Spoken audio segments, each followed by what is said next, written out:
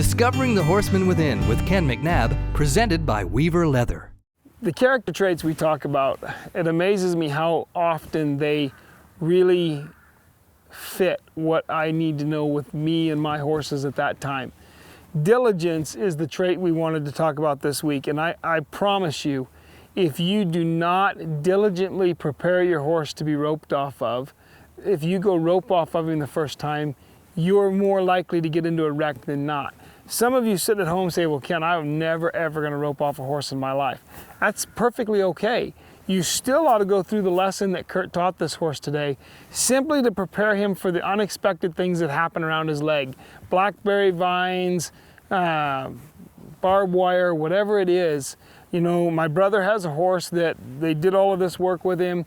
The horse got tangled up in wire in a pasture and stood there all day and waited, and they couldn't figure out why he wasn't moving. They walked out there and found him tangled up in some wire. He wasn't injured, didn't have a hair out of place, because they had diligently taught the lesson. Everything we do in our life, we need to be able to put a beginning and an end to it, and then diligently apply ourselves to bring about the completion of the project.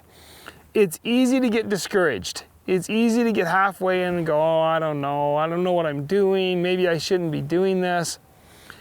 If you sit down ahead of time and say, I am going to do this, and I am going to do it all the way through to completion, I am going to diligently put forth the effort to make this happen, you'll be amazed at the differences that come about in your whole life.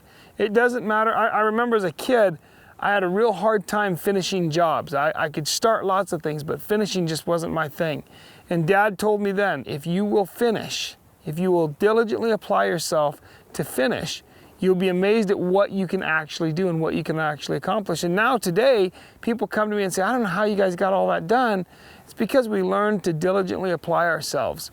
And so, for sure in our horse training, we want to set out to get the entire picture. We want to apply ourselves. The Bible tells us if we put our hand to the plow, not to look back. And a double-minded man is unstable in all his ways. You want to set out to do something and finish it.